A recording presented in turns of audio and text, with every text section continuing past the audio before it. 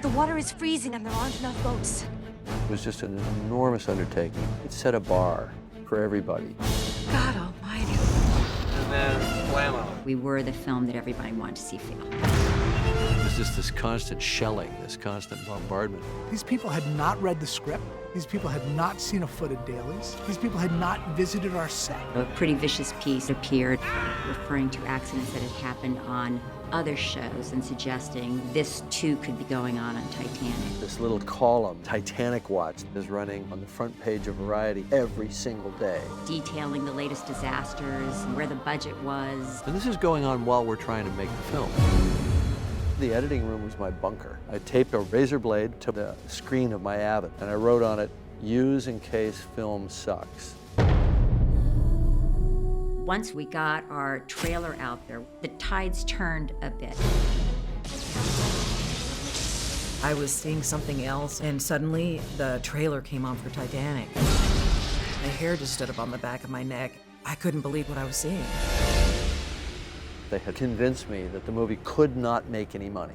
My career was over. I probably would never get to direct again, but I was going to go down swinging. We went over to Japan, we premiered the film there, and the reaction was overwhelming.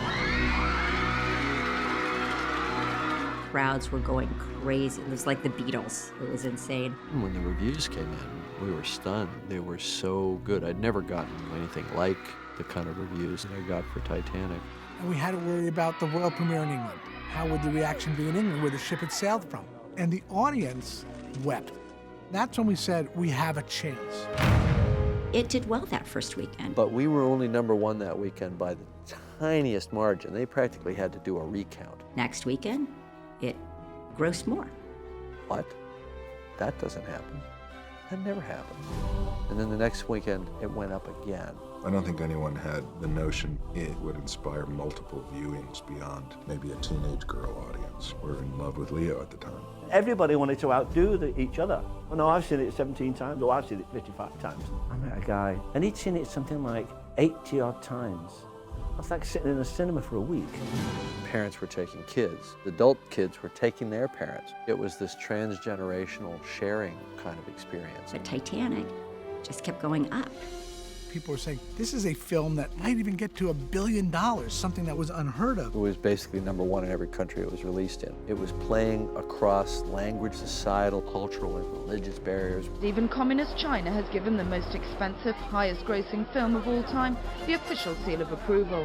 The film had a huge impact internationally. That's when we realized it was this phenomenon. And then the phenomenon just didn't stop.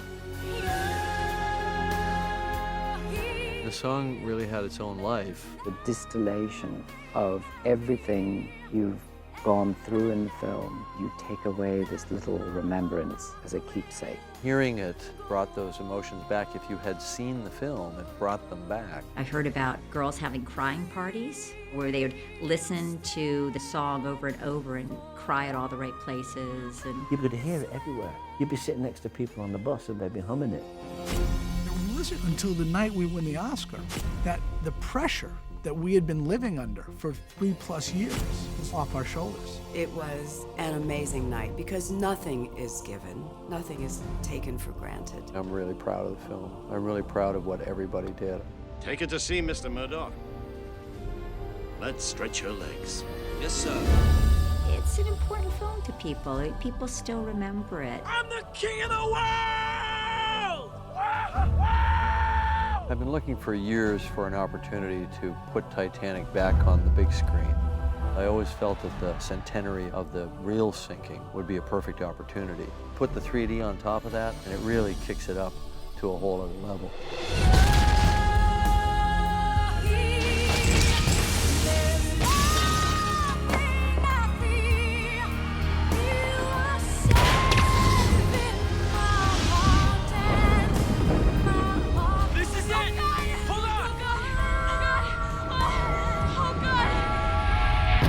Let go of my hand! I'll never let go.